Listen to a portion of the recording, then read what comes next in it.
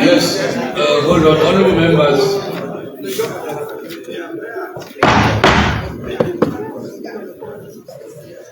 Honorable members, at this stage, I recognize the presence of one of us who came to visit today. Honorable Siraji Rollins is here.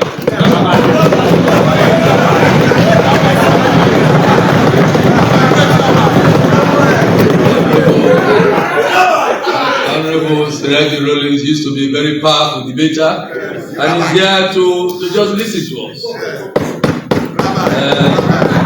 Be rest assured, Honorable Siraji, that you will not be disappointed. And at this stage, honorable members, I'm also pleased to welcome our distinguished guests to the chamber this morning or this afternoon. They are Paramount Chief Mrs. Anna Joseph,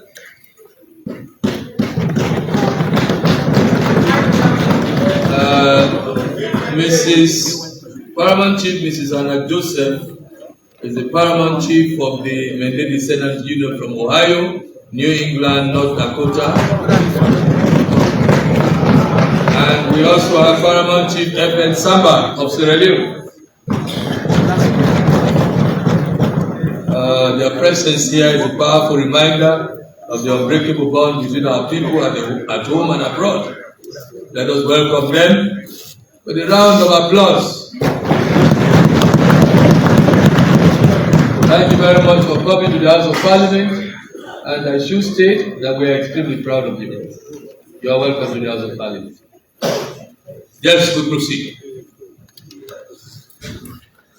Laying of paper B, the Minister of Information and Civic Education.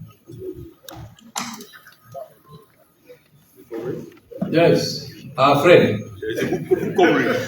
Not the other covering.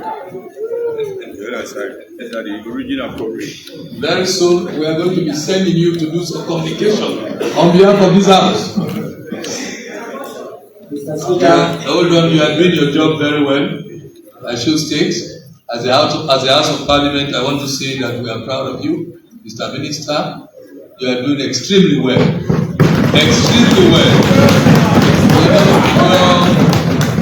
Your handling of that ministry, I should state, is top notch.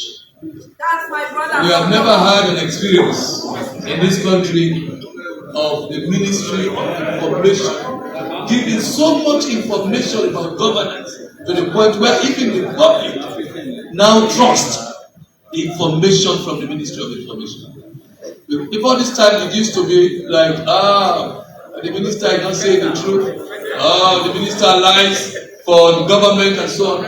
But there's no gainsaying that the information that now comes from that ministry is trusted by the public. And we have done so well. I want to say that this house is proud of you, and I'm extremely proud of you.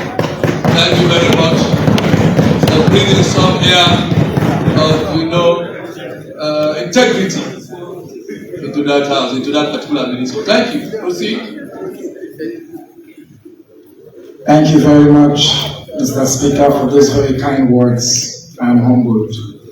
Mr. Speaker, honorable members of Parliament, with your leave, I beg to lay on the table of this honorable House the following paper. A joint venture agreement between the Ministry of Information and Civic Education and Dimin Yimon Printing Group, dated the 24th day of March, 2026.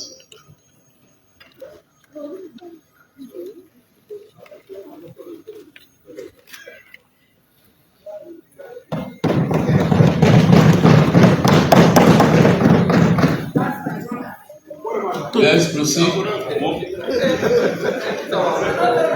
Mr. Minister, you may lead.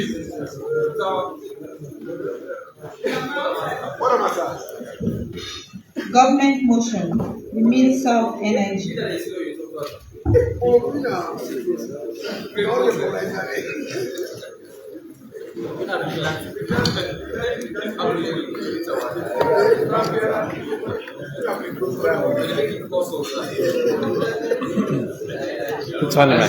Please call me Luis. Where is Luis? Call me Luis. Tell him to come. Mr. Speaker, honorable members of Parliament, be it resolved that this honorable House hereby ratifies the following agreements which were laid on the table of this House on Tuesday, 23rd June 2026. 1.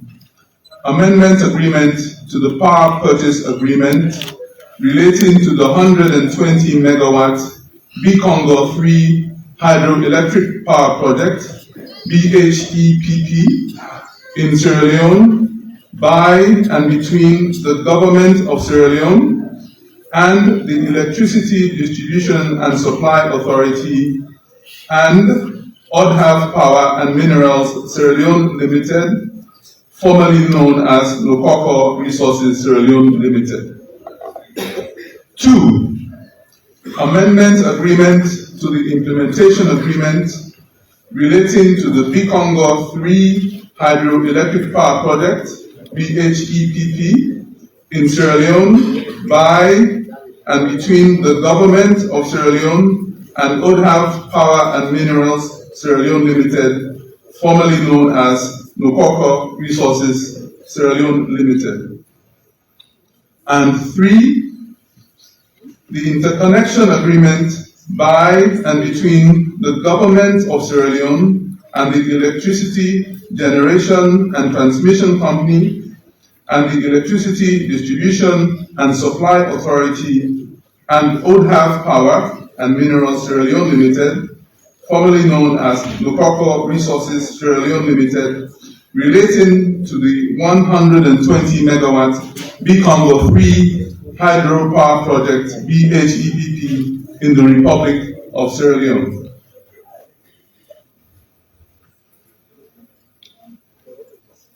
Mr. Speaker, honorable members, be it resolved that this honorable House ratifies the foregoing agreements. I can speak briefly to the requirements for why we are here today and why these documents were laid in Parliament. As you know, we are a power deficient country, and we've been a power deficient country for a long time. And one of the renewable and reliable forms of energy that we have in the world, not only in Sierra Leone, is hydropower, where we use the power of water to generate electricity. As we speak, we only have one large hydropower project in Sierra Leone, and I think members know of the Bumbuna hydro project, the Bumbuna power project. So this opportunity gives us, this project gives us the opportunity to bring to life another hydro project, which will provide energy not only for people, but also for mining companies near and around the Kono area and the rest of Sierra Leone. So the amendment agreement is really making sure that this comes to life and provides power to our people. The main amendment that we're talking about is that the Lokoko Resources Limited was the original developer, but they have now given that power and resource to Odhav Power and Minerals Sierra Leone Limited. Another amendment that we are looking for, that's part of this document, is that the original 120 megawatt power has now been increased to 150 megawatts, which guarantees even more power to our nation. The third issue that these documents amend is the tariff. The original tariff was much higher for a term of 25 years. We are still keeping the term of 25 years, but we've reduced the tariff from being a step tariff of, I think, 12 cents for the first 12 years, and then I think 9 cents for the final 12 and a half years, to a flat tariff of 9.6 cents per kilowatt hour, which makes it reasonable in terms of cost for our people. It means it becomes a predictable cost of energy that can be bought and sold across Sierra Leone. In terms of the amendment agreement to the implementation agreement, this really is a reflection of the changes that I spoke about, where we're changing the name of the developer. The developer actually has changed from Nukoko Resources to ODAF Power. And ODAF Power, as members may know, is an established company now in Sierra Leone who have invested already, and they are producing steel just outside of Freetown. They have a steel plant. And so we believe in their abilities, and we believe in the resources that they bring to bear in the energy sector. So the implementation agreement is amended to follow on from the route of the power purchase agreement, the change of ownership, the increase in generation power from 120 megawatts to 150 megawatts, and then the resultant renegotiated cost of the tariff. The third, the interconnection agreement, is really the understanding between the generator now, ODHAV, and the way to get power from that plant onto the CLSG. So there needed to be an agreement, an interconnection agreement, which would talk about building the line between the hydropower plant onto the CLSG line. And as members know, and the public knows, the CLSG line is the transmission line that runs from Kenema. Actually, it runs from Ivory Coast through Liberia. It has 5 substations along its length. The first substation is Kenema, it goes to Congo, and the ability to bring that power from this new proposed hydropower plant gives the developers the ability to sell power or to deliver power to 5 substations along its length from Kamakwe, Bumbuna, Yiben, Congo, Kenema. And all the other lines that emanate from that transmission line will now be possible for that power that's generated to be transmitted to all parts of Sierra Leone. So these 3 documents were amended, as I said, to change the developer, to increase the power that's being generated, and 3, to recognize the reduced tariff that was negotiated.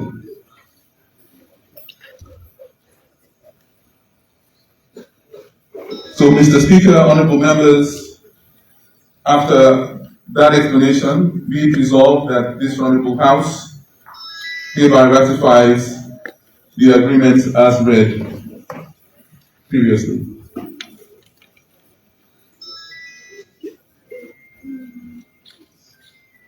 Honorable members, the question is that this Honorable House ratifies the following agreements as stated, which were laid on the table of the House on Tuesday, 23rd June 2026. Mr. you can sit down. Leader on the opposition.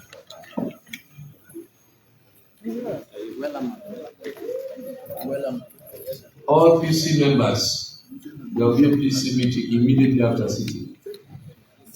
PC members, proceed. Yes, Mr. Speaker, honorable members. This is an amendment agreement. So, the parents agreement with us in this house. And the implementation date for the parents agreement was 2023.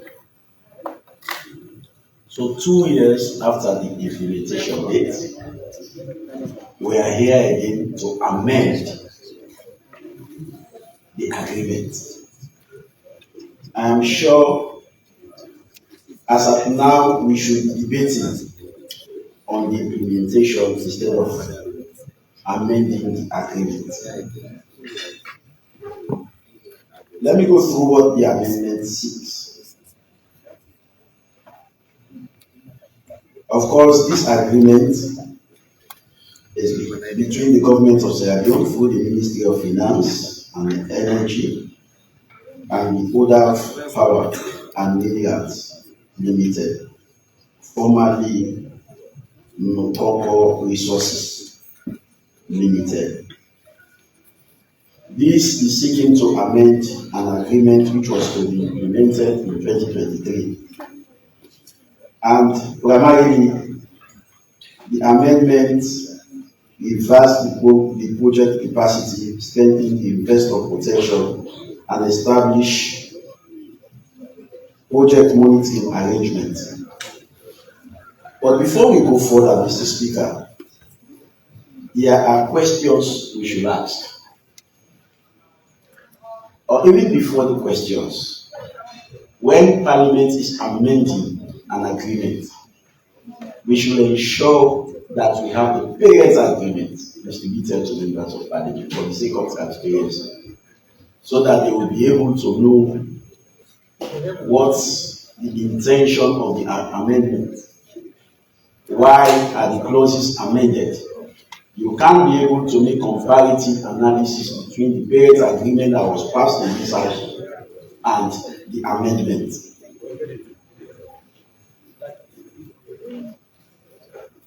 We must ask the minister certain questions that seeks to make clarity on why the amendment.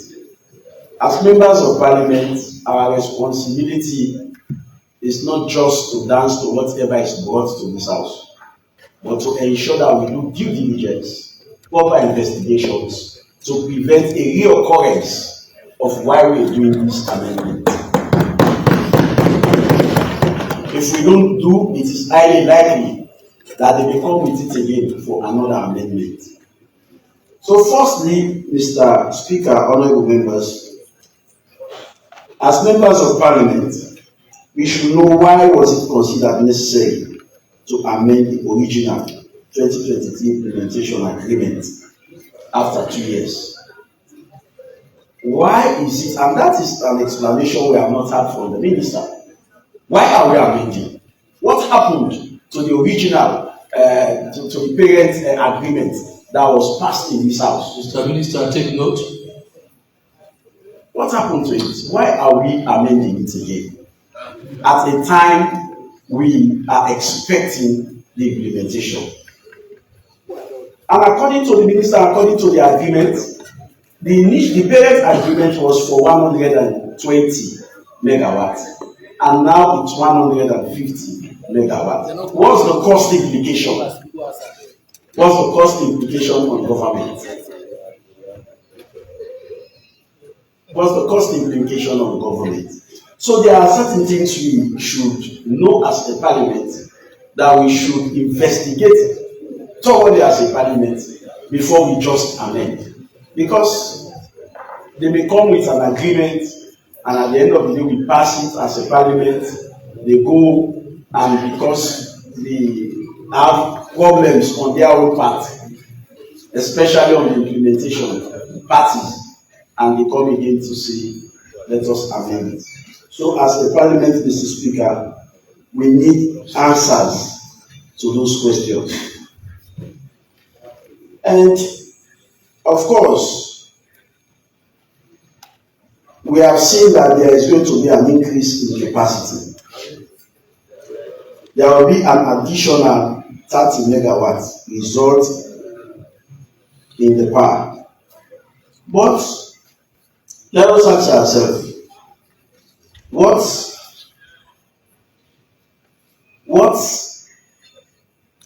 is the total cost of the entire project? What's the total cost of the entire project? Mr. Speaker, we passed agreement here because we duly want this agreement to be implemented, and we want to benefit from the implementations of this agreement. As at now, we should be benefiting from the 120 megawatts. None of us should be expecting to come and do another amendment, to an agreement that we already passed. What is the problem? And thankfully, the minister did not even elaborate on why we are making an agreement that was passed consensuously by this house. He did not comment on that. So we want to know what happened with what Sierra Leone should have been benefiting from. Why are we amending it now? Very critical. God bless you, my brother. God bless you, my brother. God bless you, my brother. So it's very critical. And secondly, I noticed that.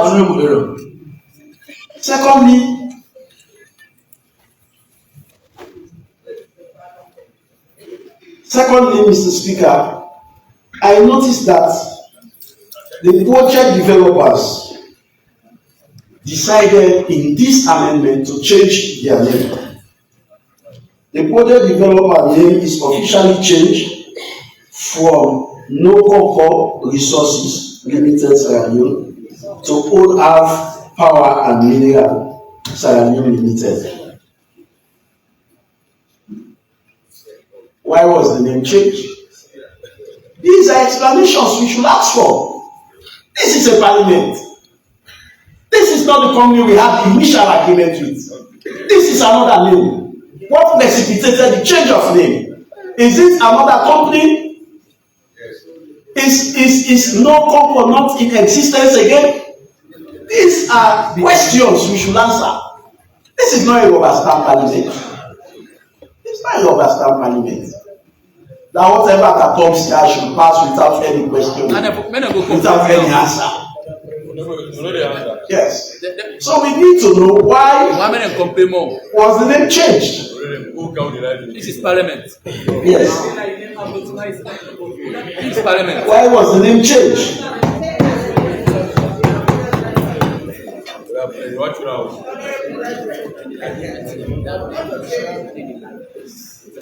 Mr. Speaker, look at is it under resolution of dispute? This amendment is saying the provisions of clause 16, resolution of dispute of the original implementation agreement are deleted in their entirety and replaced with provisions of clause 19 governing law resolutions dispute of the original PPA, and the same shall apply mutatis mutandis, and as if references therein to this agreement included in this amendment agreement. So they are saying a whole section in a whole clause in the last agreement, in the parent agreement, dealing with dispute resolution was deleted, and a copy of what was deleted was never made available even in this document that was brought before us. How would we know, for the sake of transparency, what was deleted? Why was it deleted? These are analysis we should have as members of parliament before we pass the other agreement that is brought. No, all of us here know that we have power electricity challenge, and will not be advanced to any agreement that gears towards increasing electricity. But again, we are a parliament that should be reasonable, that should be patriotic, that should be detailed. We should not just say because the document is before us, let us just pass it without asking the relevant questions. So, Mr. Speaker, I would also request that we have only deleted pages or in the previous agreement. And also, the project will use the Transco CLSG transmission line, subject to agreement with Transco CLSG and coordination with EDSA. So it means, as we are passing this agreement, as this agreement has been laid before this house, there has not been any conclusive agreement between CLSG and EDSA on the transmission line that is to be used. So it's even more so.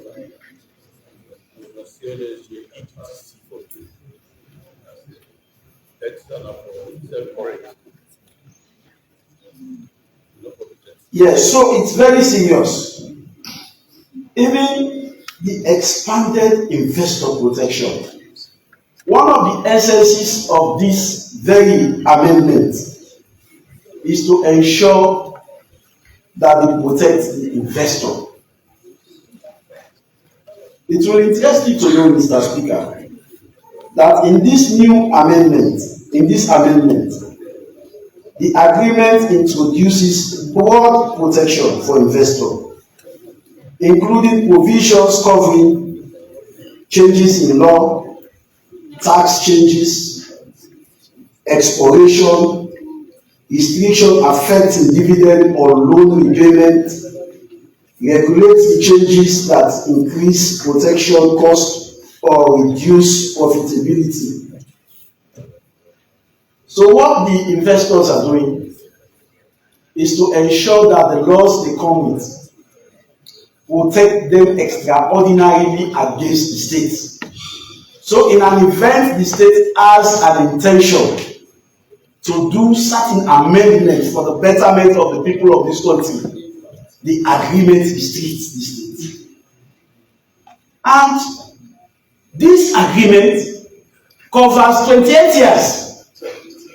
28 years. 3 years for implementation. 3 years for implementation. That is 36 months. And 25 years for operation. That is why I said it to 28 years. So for us to be passing such a crucial agreement that has to do with 28 years of operation. Mr. Speaker, it's questioning. It's questioning. You see, we are saying this not with the intention to politicize it. We are saying this with the intention to lay a better platform for our own nation, Sierra Leone. Because even after we shall have concluded our term in Parliament, somebody will bring up this agreement one day to you, Mr. Speaker, to us members of Parliament, that it was during your tenure that you passed such an agreement. And 28 years, we are still saying,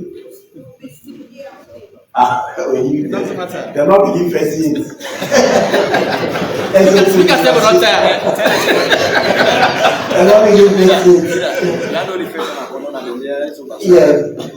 They're not being interested or no.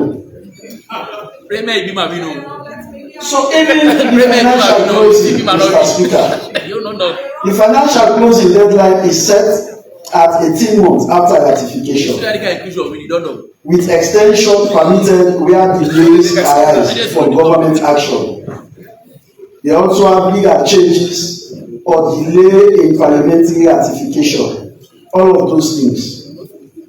Mr. Speaker, honorable members, even though this agreement creates an opportunity for monitoring, I have always said this: Parliament, us as members of Parliament, we need to step up our game. Step up in the sense all of these financing agreements, all of these agreements are passed here in Parliament. So from the day they are passed, the committee responsible should be monitoring the implementation until the day they complete. We should be monitoring the implementation. But you come to ask even the committee on energy, that what happened, that a project that was supposed to be implemented in 2023 has not been implemented, and we are coming here to ratify. They will tell you they don't know. They will tell you they don't know because we are not doing our job as members of Parliament. We are not monitoring. This is government resources. We should monitor and ensure that if there are bottlenecks, we come here again to find solutions to those bottlenecks. But we should not just pass the agreement and relax. Leave the minister and the private partners, give them the laxity to do whatsoever they want. In fact, that is the reason why most of these projects don't succeed, because they lack effective monitoring. Effective monitoring. And let me tell you,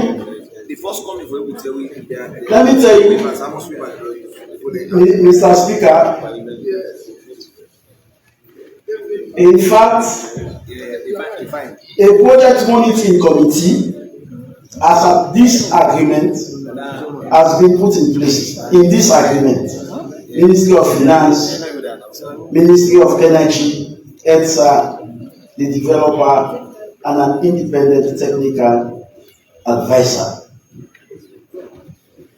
And in this agreement, they also would have to do quarterly construction report. The construction period is 36 months. So it means for that 36 months, they are to report 12 times to Parliament. I am employing on the chairman, who was very eloquent in debating this agreement, who is a strict chairman, who is a no-nonsense chairman, to ensure that when we pass energy project here, you begin the monitoring from day one, so that we don't fail. Say this, sir. That's going to be the new norm. Thank you, sir. Oh, I know they are free. Thank you, sir. I need that ticket. Thank you, sir. Because when a project fails, it is not only the minister that fails. It is purely the parliamentary oversight committee that fails, because they have not monitored the project. This parliamentary committee should know the developers by name, because they should have frequent interaction with them. What I have noticed, Mr. Speaker, recently is that companies come with their agreement, they lay it here and we pass it, and that is when they begin to go and find people who fund the agreement. They use our parliament as a guarantee or as a guarantor to ensure that they have people who they will extort money from. We've passed agreements here that have landed in so many hands, and they have extorted money from so many people. So once we pass an agreement, the line committee should ensure that they properly monitor. In most of the agreement that we pass, there is implementation period. There is implementation period. So if the implementation period passes and nothing happens, then we should withdraw the agreement. We should reverse the agreement. We should reverse the agreement. An agreement that was to be implemented in 2023, and they are coming with it again for amendment, and nobody has told us what have they done since 2023. What have they done? What have they done? They don't use all the tax waivers, so be there. This is very crucial. This is very crucial. My deputy. It's very crucial. Very crucial. What have they done?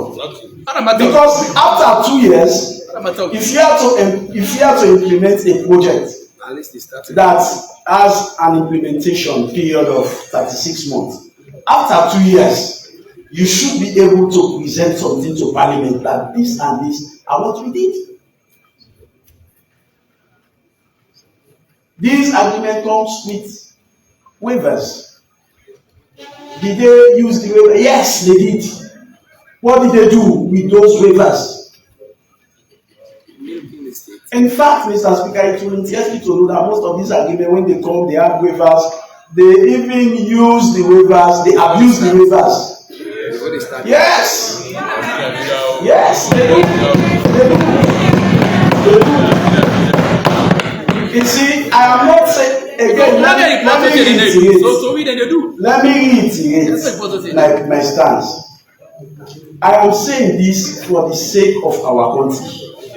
These companies are not part of any political party. They are companies. We should not be defending them. Nobody should be here and say, no, these companies don't abuse waiver. Do you monitor them? Do you know what they bring in? Are you at the key? Mr. Leader, to support your claim, I prefer when normally we are giving waivers, Mr. Speaker, let them come with their BOQ for us to know how many amounts of cement they are importing, for us to know all what they have in their BOQ. I agree with you, Mr. Speaker. Thank you. I allowed him because he has enormous experience with transaction.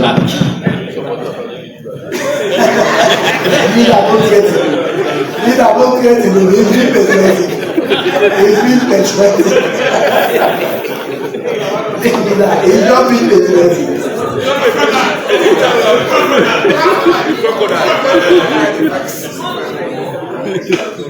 More. I'll just come.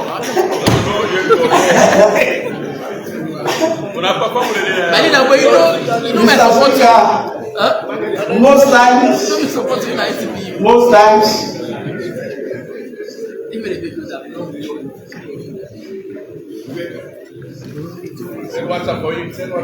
thank you, sir. Mr. Speaker, most times we put NIA under pressure for them to meet their target. But what I am saying is even substantiated by the audit report. There are a lot of abuse of waivers. Hold on, leader of the opposition. Honorable members, I announced at the last adjourned date that we are going to take off from the precincts of Parliament all abandoned vehicles. Those vehicles have been taken to SLRSC.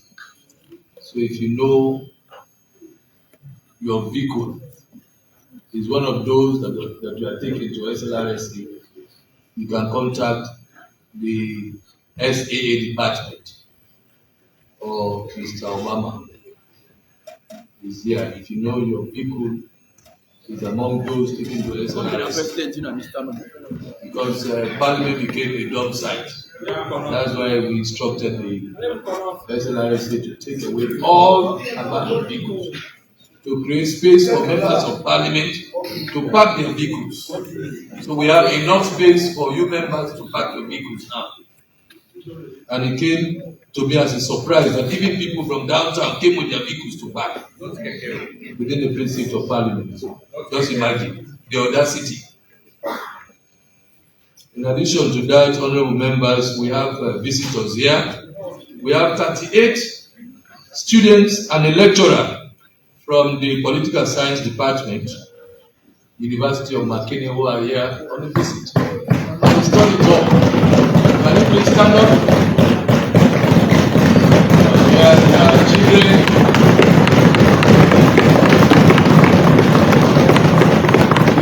They came to see their fathers debating. There are children And Their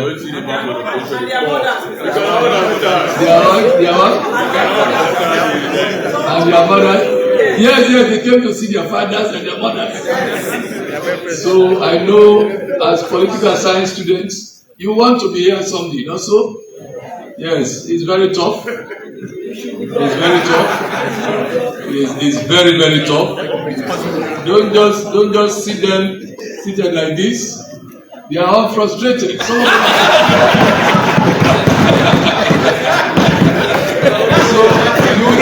so you do want to be here. You do want to be here. Normally when people are outside parliament, they say, when I come to parliament, I'll do A, Y, B, C, all over the place. But when you come, within 1 month, you are frustrated. So don't be in a hurry to come here. You are heartily welcome to the House of Parliament. Yes, give it up, huh? Your fathers and your mothers will be proud of you someday. Thank you very much for coming. Yes, leader of the opposition, proceed.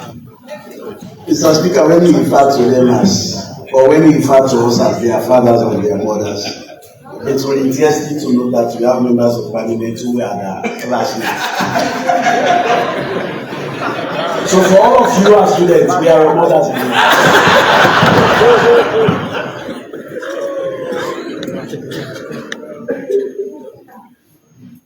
So, Mr. Speaker, it's very important.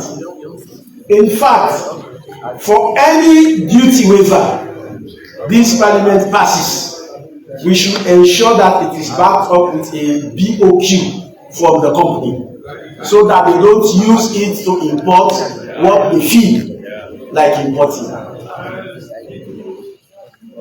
For over 2 years, you have enjoyed waiver, and now we are coming for an amendment. What did you do?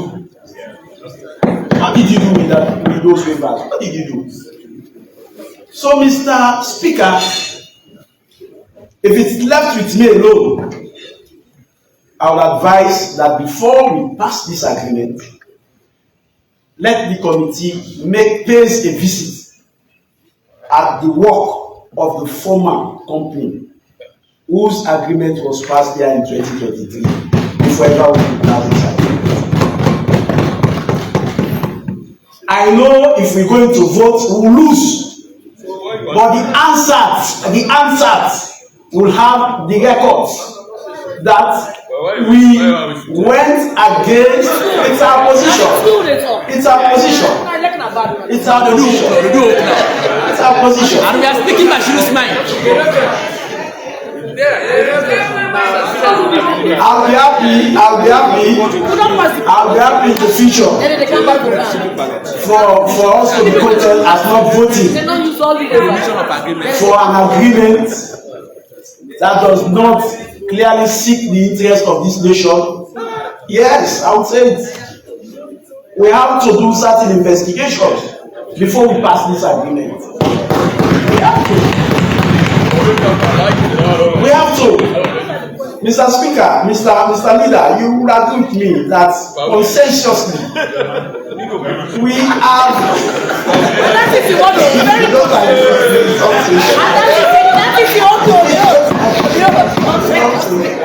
but consensuously, we have passed several agreements here. This parliament should not be predictable. We should not have a predictable parliament. And Mr. Speaker, the agreement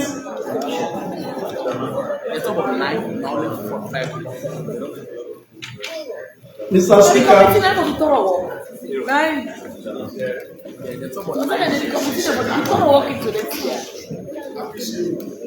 Mr.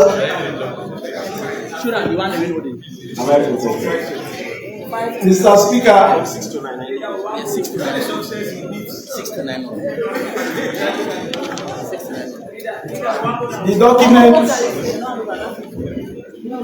the document is referring to 9th schedule, but we do not have 6.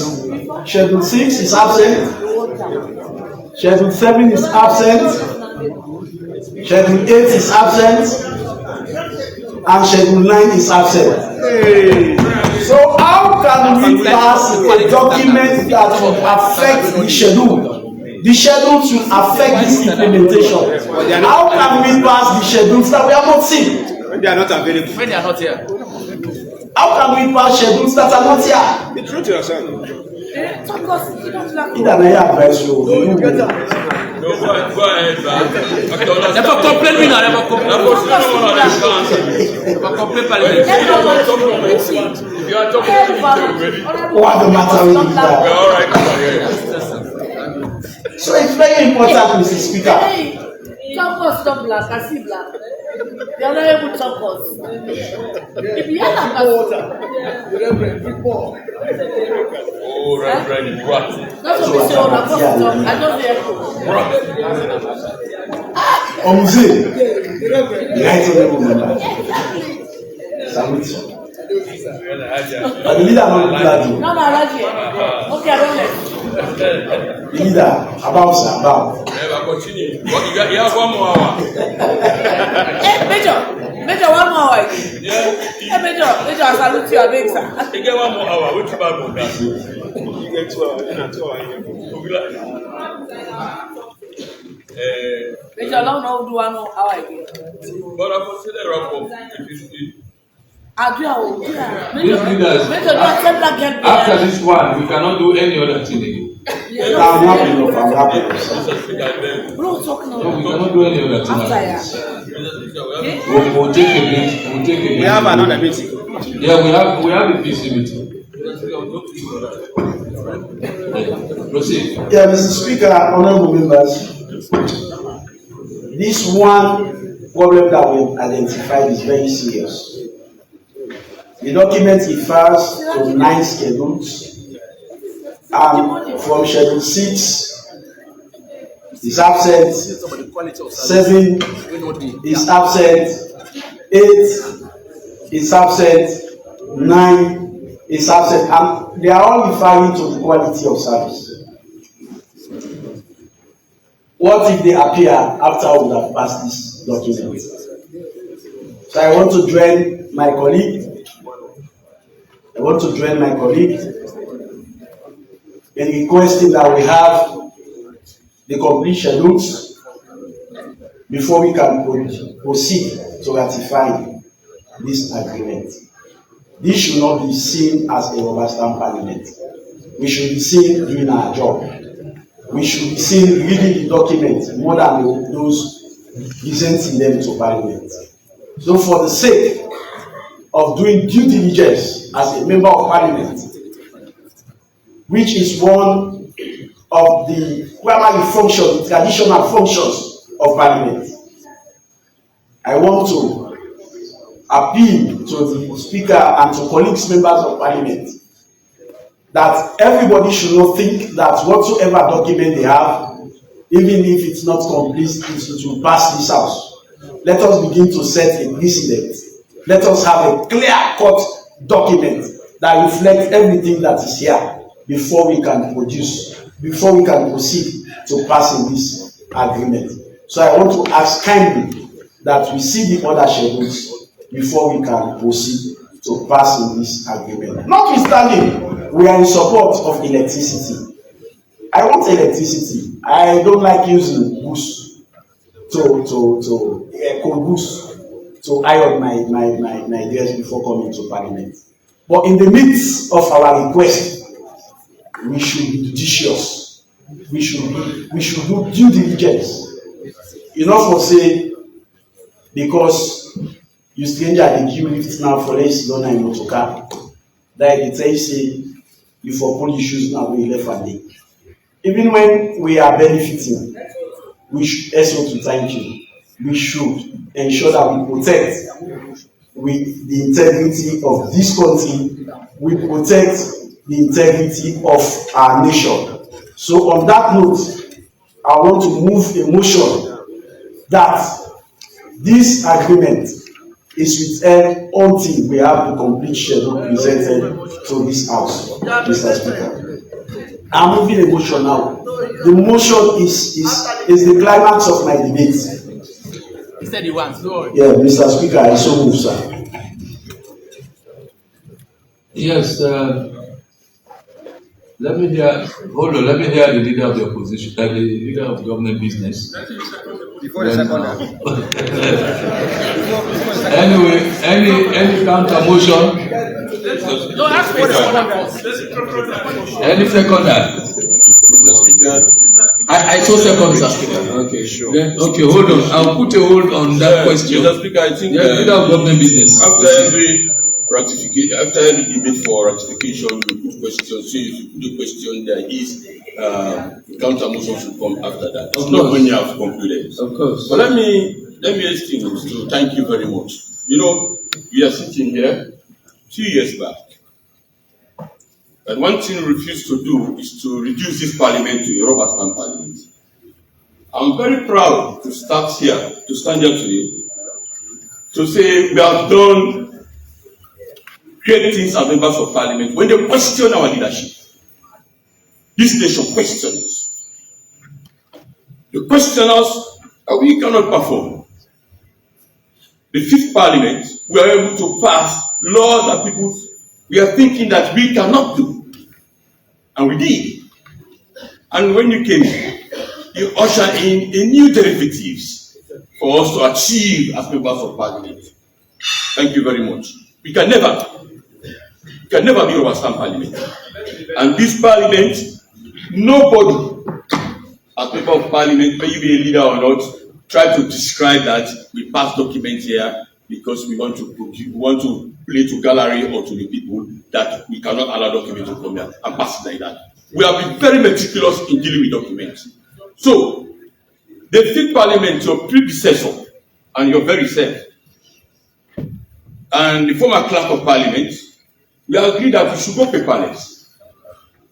But we said, let the argument I'm always having with my deputy. So no, SO2, count some hard papers there. I told him, for me, I'm IT savvy. I don't like talking about hard papers. This is an amendment document. So we are expecting every member to check in his desktop, to check for the parent agreement. It's there. So we are not expecting the minister to report this document after the other when we have got 2023. He has said it over and over.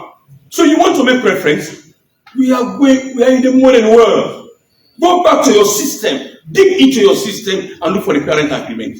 You can see all of this schedule. This is amendment. This is an amendment. Mr. Speaker, in this very house, we passed the local content law. Local content. Mr. Speaker, local content. We are not giving power to our local companies. Empower them. Give them the gravitas so they can be the company that you are using now. Mr. Leader. Lisa. No, this is not Mr. Speaker. When you are speaking, you made so much assertions. No, I did not refer to order. Please, sir. No, man. No, I just want to clarify my You don't need to clarify because I had an opportunity to make clarification, but I waited for my time. It's all right. Is referring to the previous schedule. Both leaders, we graduated from that ever since. Yes. No, I just want to make clarification. The mic, please. Is referring to the previous schedule of a document that I'm not referring to the previous. I'm referring to a whole parent agreement that is in the desktop. So check. It doesn't mean that what is in the parent agreement is reflective on this amendment. This is an amendment. The amendment of the parent agreement. All leaders, So it is possible. all leaders, hold on to my chambers. Mr. Speaker, we really for them to clarify it. They come with one mind. Mr. Minister,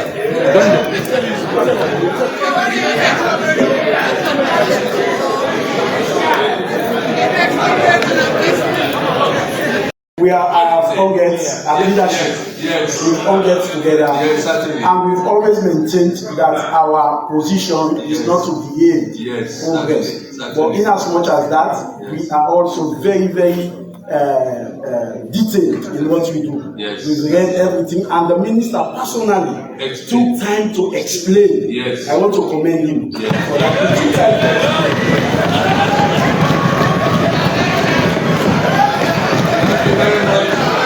No, started a problem.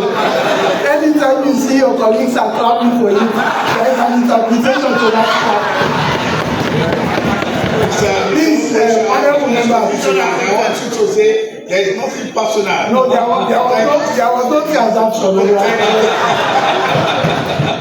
But he has answered, and one thing the speaker has clearly said is that once this agreement passes, this parliament should ensure we begin to monitor it from the one to the implementation.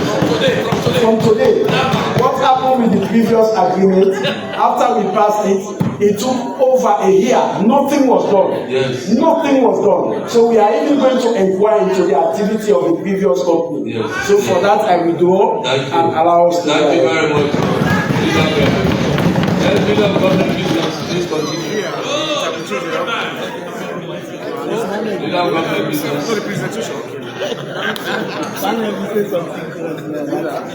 Mr. Speaker, as I said, when it comes to energy,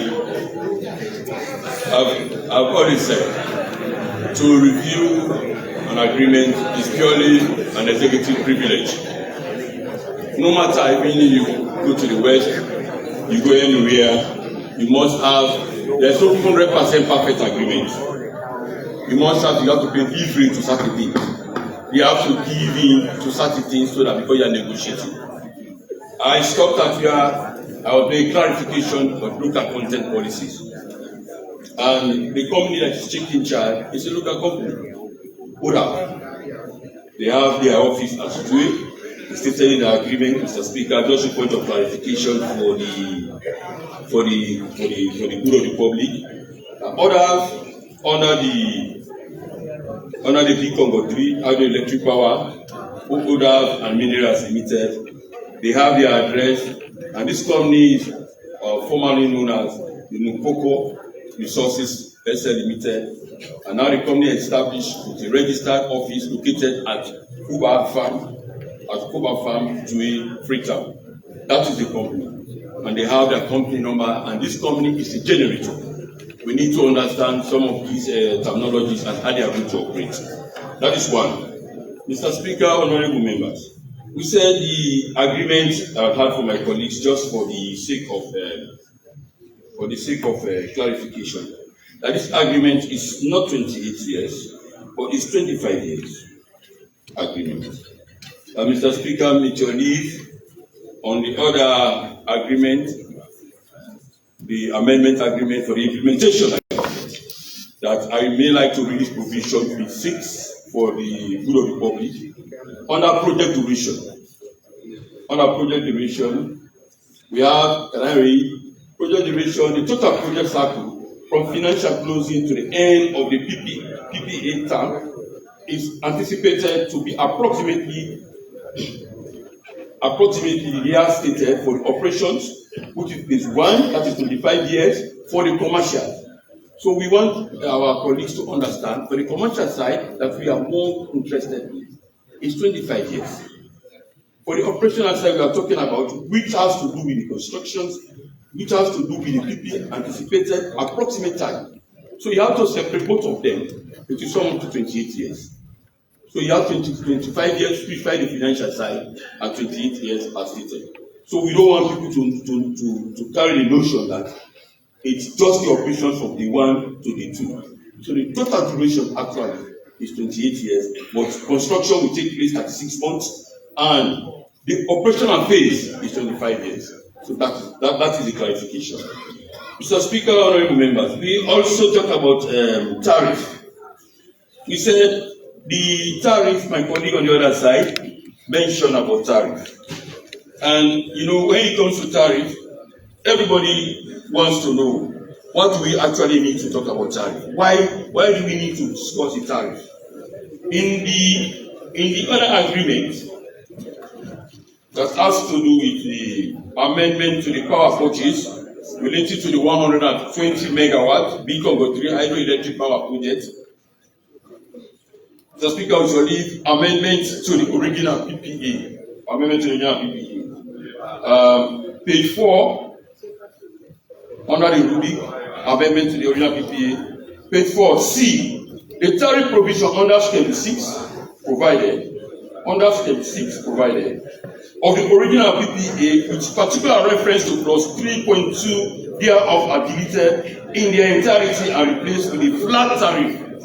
Because my colleague on the other side, he was working at EDSA, or I don't know if EDTC, and EDSA, thank you, former DG. It's good for us to read this one so that they can understand. With a flat tariff of $9.6 cents, $9.6 for the full and entire terms of the agreement, kilowatts per hour. So it's not that it has been totally deleted, but they are reviewed to have a flat tariff. Mr. Speaker, honorable members, we have asked, talking about Parliament playing its roles, so that we can understand the duration and the possibility of what we do as Parliament in the oversight responsibility. In this agreement, it is clearly stated for the other agreement between Government of Sierra Leone, formerly known as in POCO, this particular amendment spells out clearly the schedule, the time schedule for the implementation, the duration of this agreement. Mr. Speaker, I will not bore you to read, but I specifically go to where we talk about Parliament. First, project starting date is stated. Second, the B is talking about the project duration, which I've already analyzed, that we have the 28 years and not the 25 years. So that people can understand why we have 25, why we have 28. We said 25 has to do with the operational fees, and the others have to do with the project total sample, that is 28 years. And we cannot really go further in the total in terms of parliamentary ratifications. There is a duration, there is also time given, 45 days, to monitor the implementation of this agreement. That has to do with the other agreement between the Government of Sierra Leone and that of government. Mr. Speaker, honorable members, we have failed in some projects as a nation because we refuse to do proper monitoring and oversight responsibilities. So in this project, the 2B specifically pointing out all of us that compliance, monitoring, and reporting framework. So my colleague, the reason why I read this one, my colleague on the other side said, we should look at the project, we should go back to investigate now. We have been monitoring, but this one is specific because we are coming out to talk about the connectivity, talking about transmitting lines, talking about the distribution. So they have said on this one, Mr. Speaker, with your leave, in the representation for the inception of the project to the conclusion of the project, that is the end phase of the project. The government or the off-taker may or no longer once per calendar year during the construction phase and once every 3 years, note, once every 3 years, the operational phase commission an independent technical audit of the project at its own cost, that it bears the cost, but there must be an independent audit. First, to ascertain if the text of the agreement is followed, if there is proper quality service, and there is proper enhancement in terms of all what you have agreed, be it formal or informal. That is why you need to do this particular audit. But Mr. Speaker, we have oversight responsibilities.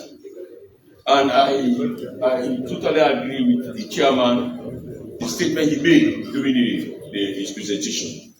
But let me make particular reference to this reporting to Parliament. It's key, and I want him to take note of this because it forms part and parcel of his own responsibility as chairman of the Energy Committee.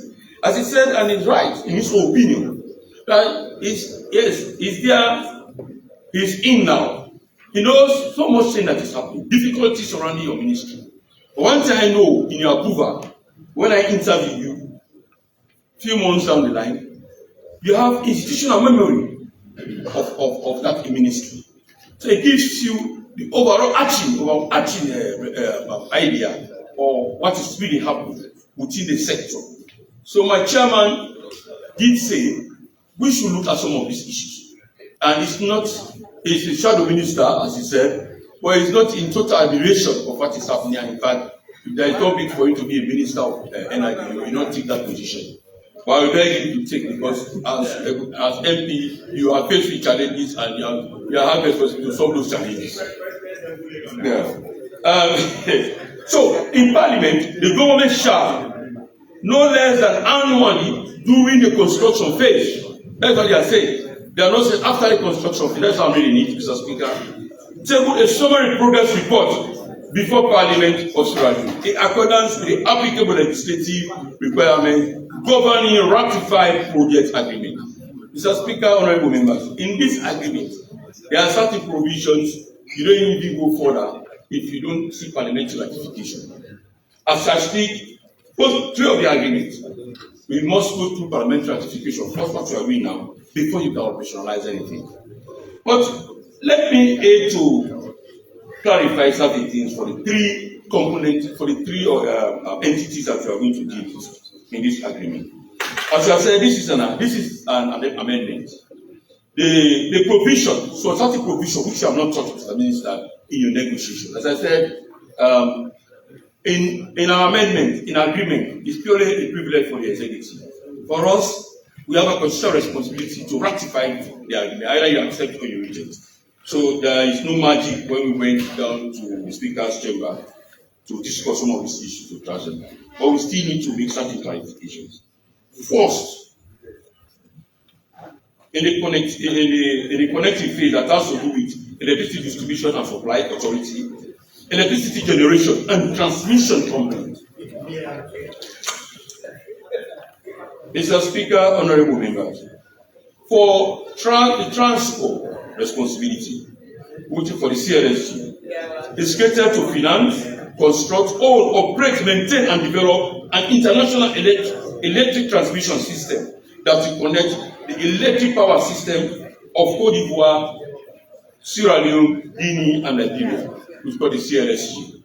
That is clear. That is their full responsibility. For the EGTC, owns and operates the transmission system in Sierra Leone, other than the CLSG, for the 225 kVA lines, and has agreed to the connection of generators plant to e-transmission. That is clearly stated in line. Well, I don't want to bore you with three. If you go back to the same clause, well, these are the recitals for us to understand. If you go back to clause C, we are talking about the northern corridor that has to do with the Indian exit bank for transmitting line foreign construction completion of sale. So all of these are connected. So we need to understand the responsibility of different entities that has to do with this connectivity and this generation. Mr. Speaker, honourable members, in this agreement, as we said, clearly stated, and if we don't ratify, there is no way we can see how best we can sell 40% to the mining companies and how we can stay 60%. It's going to be done by EXA. Mutually, let me read this provision so we can demystify what the assertion that has been made, that we have clarified it in this agreement. This agreement, among others, sets out the terms and conditions upon which A, the generator shall undertake the connection works to physically connect its plant. B, EGTC, ETSA, and or the generator shall undertake the connection works which will physically connect the generator's plant to the transmission and distribution system. We are still where we have to take EGTC, where we have to talk about ETSA. I have said transport, I want to explain what transport is going to do. Clearly stated about the construction, financing, etc. Now, what is happening between EGTC and ETSA? Sometimes we tend to confuse ourselves with different responsibilities. But we have taken on time to put this clause so that people can understand in this context of the agreement. EGTC and ETSA shall permit the generator to use the transmission and distribution system in connection with each generation undertake at its plant. And B, the parties shall cooperate with each other in relation to operational interface. Between the generator's plant, the connection facilities, and the transmission and distribution systems. And finally, the key component of this, each party Mr. Speaker, we need to take note of this. Each party shall pay to the other party the required charges as set out in this agreement. So, Mr. Speaker, as I said, raising issues is good to report of the issues. When you raise the issues, the agreement should speak to address some of these issues. What is done with the EDTC? What is done with the EXA? And I don't need to say much on this because we have already expressly stated in the agreement about what they are going to do. First, you generate. Who is going to be the off-taker? We know EXA, 100% in the agreement, is going to be the off-taker and distributor. And they said to qualify. The question I may ask, when you talk about qualified mining companies, how are you going to identify, you said it's in Schedule X. Now we know that's what you do after. So how do you go to qualify? Mining companies are going to be going to get the 40% share of this this distribution lines. Mr. Speaker, honorable members, as we said, my colleague asked a question on the other side. Why we have changing from why is it we amendment? It's simple. First, we talk about satisfied local content. Local companies taking over. Secondly, we are generating from 120 megawatts to 150 megawatts. In your statement, you said we cannot hide it. We are struggling with energy. And my chairman said, 21st century. Energy is an essential component of nation development. It's a fundamental human right as we speak. So we cannot be ashamed. You say we are energy deficient. And it's true. It's true. We are talking about penetration of energy, distribution to our domestic or our private things that we are doing. We should talk about every 24-hour electricity generation. But we are not getting it. If you have, say, for the 24 hours, you get 10 hours electricity or 13 hours, the stripping on and off will also cause you some stress. Now, I will not go into the engineering why, but we are trying to change the distribution lines. And there are difficulties, government after government, trying to strengthen it, trying to change the line to have proper connectivity, proper transmission line. Now you can generate. What companies are not taking? They can tell you, I can generate electricity. But if you ask them, you want someone who can distribute, then you take it to us, that would be another story, but it's very expensive to change all of these cables, to change the poles, as I speak, even yesterday, Mr. Minister, when I was in home, one pole, so much connectivity on a single pole, and we had an accident in my area. The guys are here in the middle of the night, trying to fix it. And this is what is happening to us. And I appreciate you and your team for trying to fix some of these problems. We cannot shy away from the truth that there is we are 100% satisfied with energy. We came with a bravado style a few years back in time about giving us electricity. We heard about the income in electricity. We cannot take our eyes off the ball. So many contracts, as I said, we don't have 100% perfect agreement. There are always challenges. In this very way, I said the income in electricity, I was over there in the opposition. I challenged the agreement. But at that time they came, they had money in the coffers and the banks of Sierra. They said they are bringing the income in electricity. Everybody was really happy to see electricity in their homes. We started having 24-hour electricity all over the place. A few years down the line, when we took government, there was no light. In fact, we slept in total blackout for the past 48 hours. So, hold on, hold your peace. Hold your peace. Hold your peace. It is the reality. What we are not faced with, we should have in energy, Mr. Speaker, let me submit this. We are dealing with parliamentary diplomacy. He read it from the report. We should have a whole nation plan for our energy sector. Mr. Speaker, even the bunch energy you are coming from. If we don't have a nation plan, adopted as a Bible for our energy sector, we cannot succeed. Because when there is change in government, even in the same government, someone will come and say, I have their own plan for energy. But if we all accept one plan for the energy sector, say if you completely exchange your government, you go with this plan, trust me, you can succeed. So everybody is calculating, in the previous administration, we did 55% penetration of energy sector. But when proper audits are done, it's found out that there is going to be just 14%. Now, let me take you to Bumuna. When we came over there, let the historians in perfect peace. Let President Kaba said, I will not come because there are certain things need to be done to fix this Bumuna. I mean, when the other previous government came, They said, no. Politics is killing us. Politics. So they went and launched Ibufuna. We ignore completely the advice of the technical team. The minister sitting down here, he was part of the team. You are in the technical sector, and the team, they are there. They advised us to wait. We will fix it up to 90-something%. It's in our report. But when the previous administration came, you cannot stop them. They said, no, we are going to fix it. They fixed it, and today we are still struggling with energy. So my premise is this, to come to my conclusion. We should have a document to speak to energy fixing. That even if you change government, that you should look at the energy sector and analyze a systematic approach in fixing our energy sector.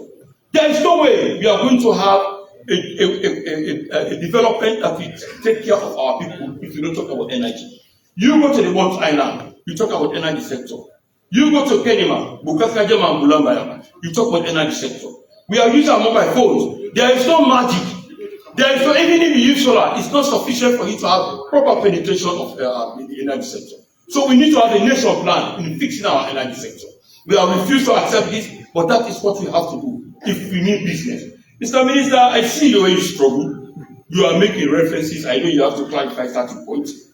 These amendments are just few amendments that we need to make. We allow the other sector to do connection. But this one you are fixing that has to do with different players. You must come to Parliament for ratification. And my colleagues on the other side, they have asked questions. It's their role. My responsibility is to show them that we have done a very good job. But bear in mind that we don't have 100% agreement. There's no perfect agreement in the world. So what you do, after a few years down the line, you come back for an amendment. So we are not prophets and angels that you are saying we are bringing an, because you are making an amendment to the current agreement, it's 100% we have got it. No, we have not. If we have got it, we should be talking about still trying to get generation. The president just launched another project that has to do with the news sector. You are there. I saw you with a beautiful step there. We went to the peninsula. We launched another project that has to do with Jaita plant.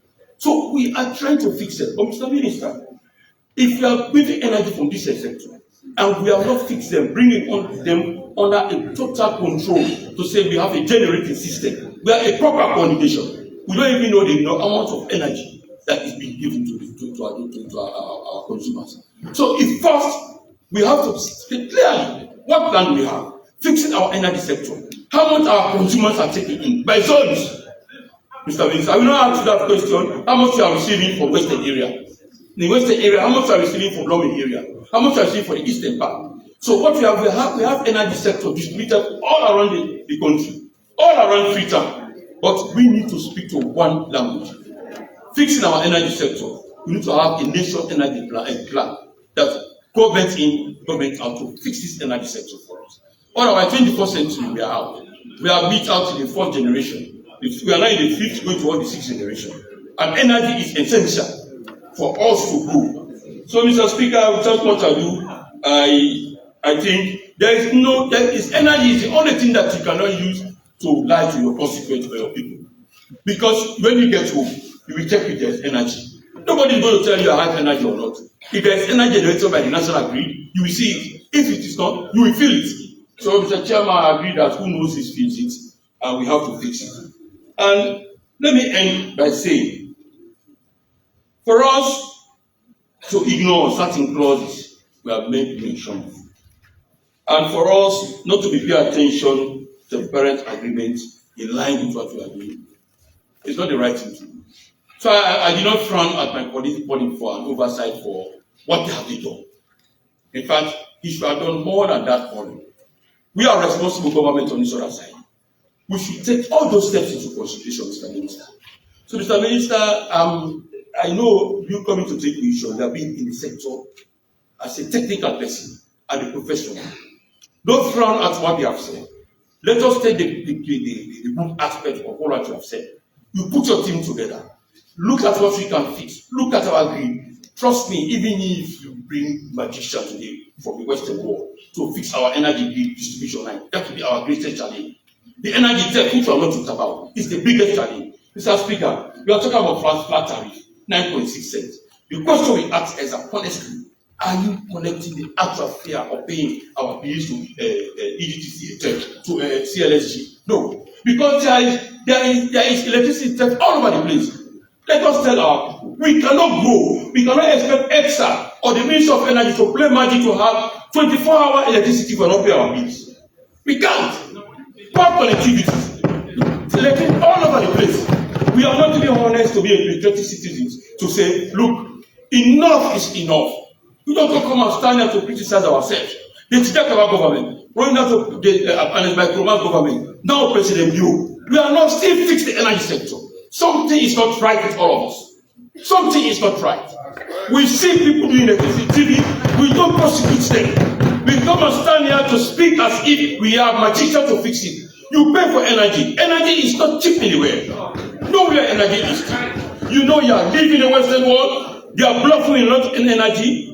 You go to Russia, they are selling energy. You go to Uganda, somebody was talking about hydro. The country that I've seen with high hydroelectric power is Uganda. They are selling electricity to Mombasa, Kenya. But how is it done? You pay for your share. We have been disconnected sometimes around the Guinea border. We are having electricity from Guinea. They start that up because we are not paying. We went to make a bravado all over the place with McKinney, bring free meters to people, giving like they do not pay. No, we said no, it cannot work like that.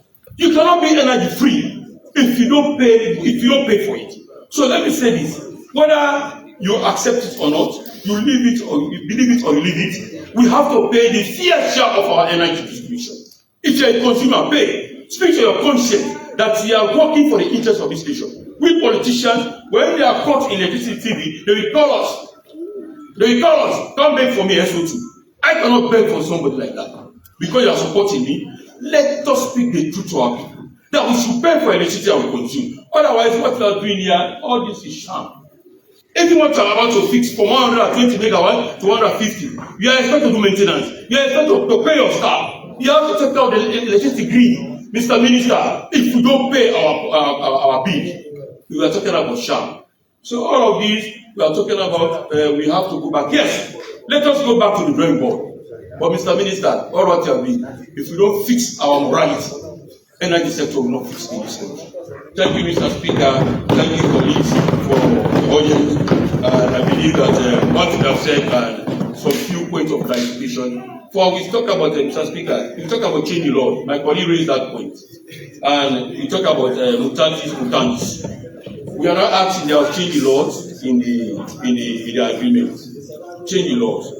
Those changing laws, perhaps, if you can, in the agreement, because they are all over the agreement. It's a change in law. So those changes in laws, I think, if you have time, you can bring from, because they are talking about the first major, talking about things that will happen. He's talking about currency change, those things, basic things that will not change. She's talking about that the things that they will not take responsibility to pay for.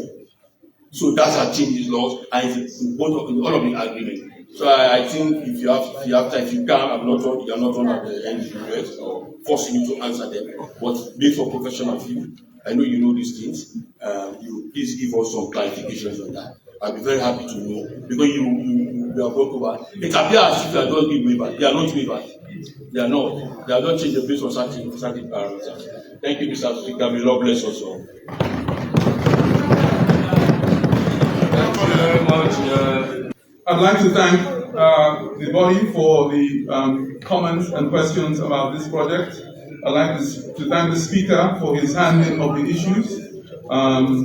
So I bring to this well of Cabinet today that be it resolved, Mr. Speaker, honorable members, be it resolved that this honorable House hereby ratifies the following agreements which were laid on the table of the House on Tuesday, 23rd June 2026.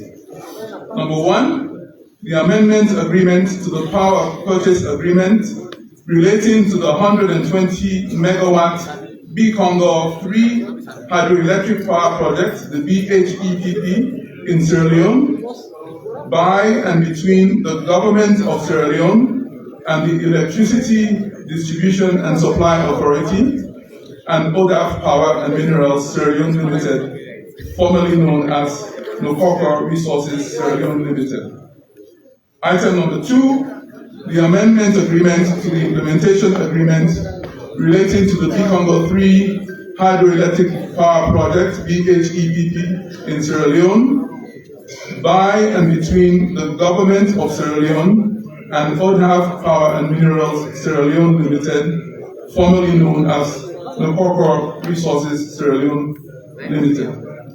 Number 3, the interconnection agreement by and between the government of Sierra Leone and the Electricity Generation and Transmission Company and the Electricity Distribution and Supply Authority and ODHAV Power and Minerals Sierra Leone Limited, formerly known as Nkokor Resources Sierra Leone Limited, relating to the 120 megawatt B-Congo 3 hydropower project, BHEPP, in the Republic of Sierra Leone.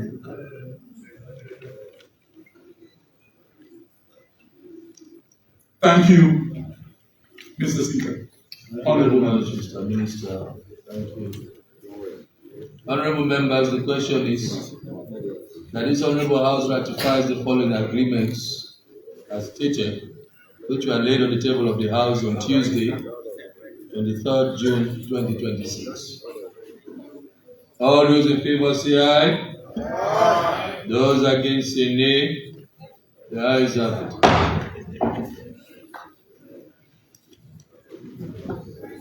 Government motion by the Minister of Energy has been ratified. Thank you very much, Mr. Minister. You may leave.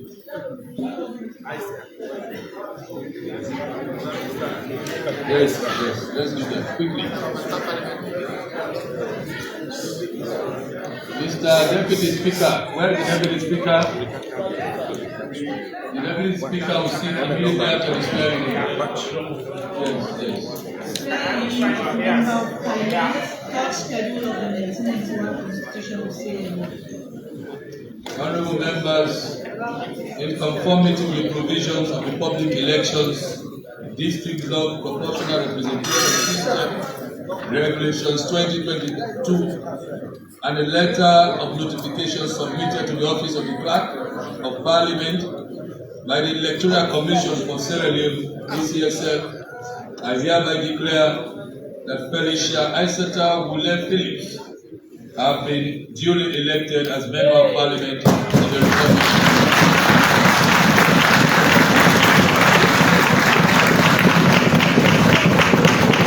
Circumstances, honorable members, pursuant to Section 83 of the Constitution of Sierra Leone, Act Number 6 of 1991, in tandem with Standing Order 1A, I hereby invite the Clerk of Parliament to administer the oath of members of Parliament as established in the third schedule of the 1991 Constitution of Sierra Leone, Act Number 6 of 1991.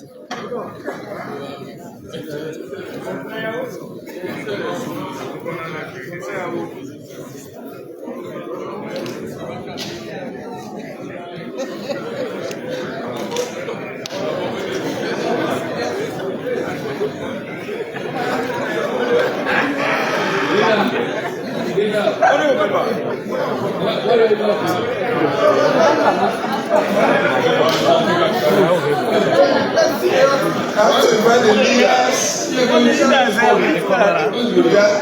A leader? No, yes. I'm a leader from Congo. Leaders, please, on behalf of the Speaker, please join us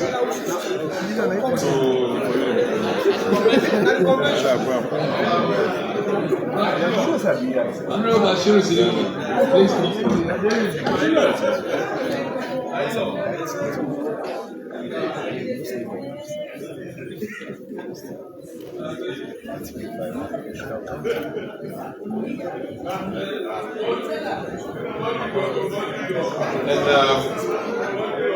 with the leave of the Speaker, we do the oath by affirmation.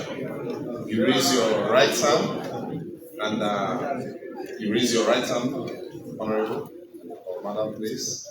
And you read after me. I'll say I, you call your full name, and then you recite the rest of the oath after me. All right?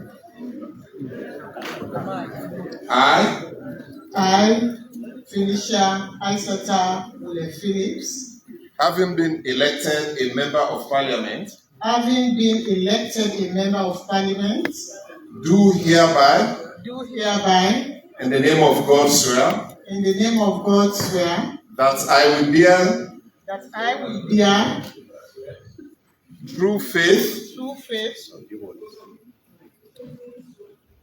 that I will bear, through faith and allegiance to the Republic of Sierra Leone, and by the law established, that I will uphold and defend, the Constitution of Sierra Leone, and that I will swear, and that I will faithfully, and conscientiously, discharge the duties of a member of parliament.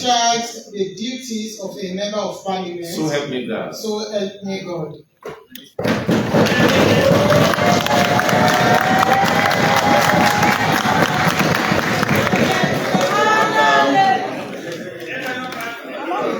Honorable members, with the leave of Mr. Speaker, I will now hand over to the newly elected honorable member and the parliamentary prayers,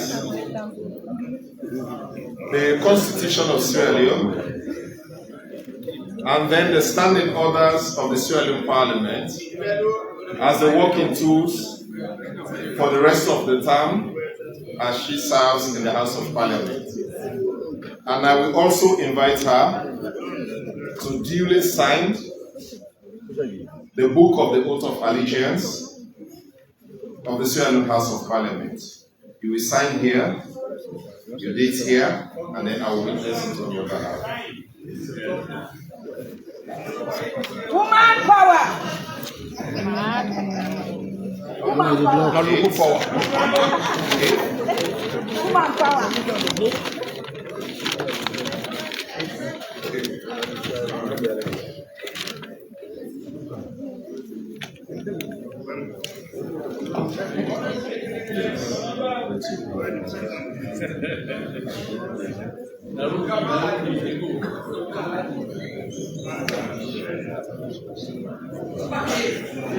On behalf of Mr. Speaker and this Honorable House, congratulations. Yeah. Honorable members, and with the leave of Mr. Speaker has duly assigned already a seat to the newly elected member, and your seat is just by the pole out there, just behind the honorable member. Thank you very much.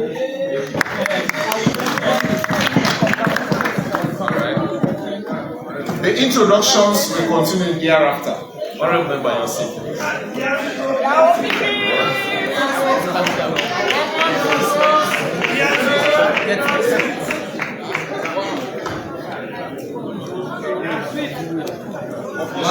Honorable Felicia, Assessor will let finish. Where are you going?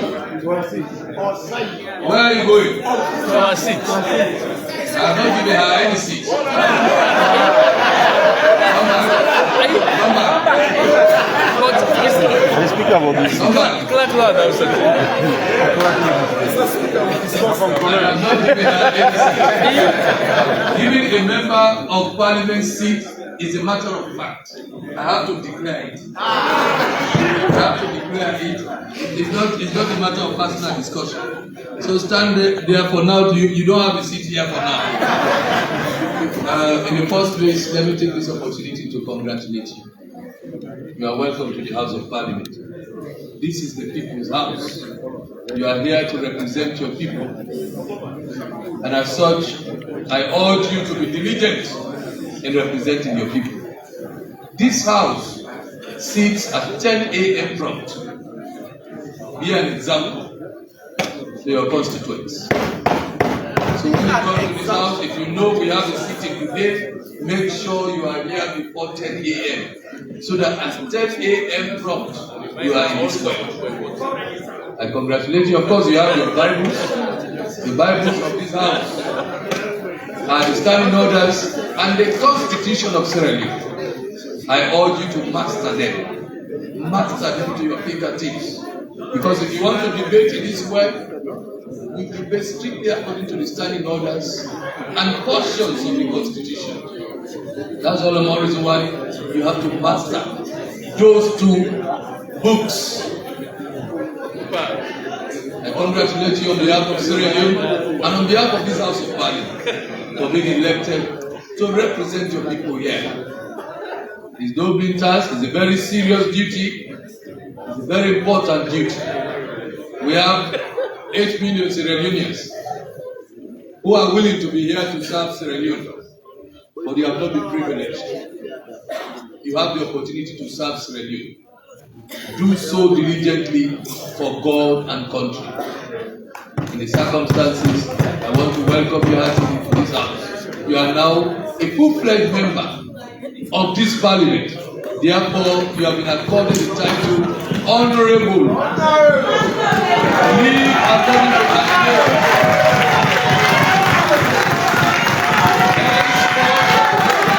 henceforth, you are an honorable member for life, an honorable for life.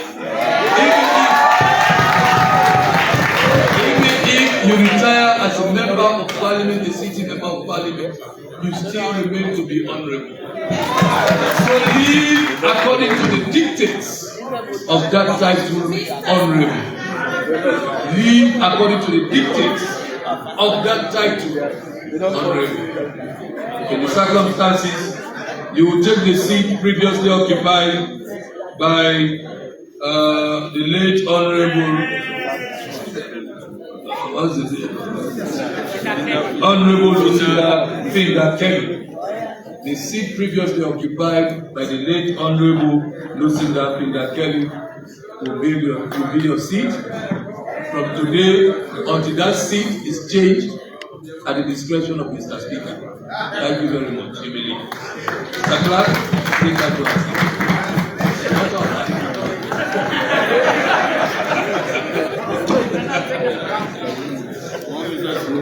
Mr. Speaker, this address, the longest address.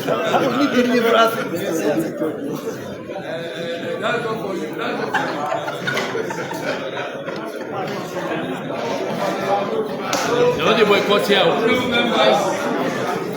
Honorable members, this house is stood down for 5 minutes to enable the Deputy Speaker to take the seat.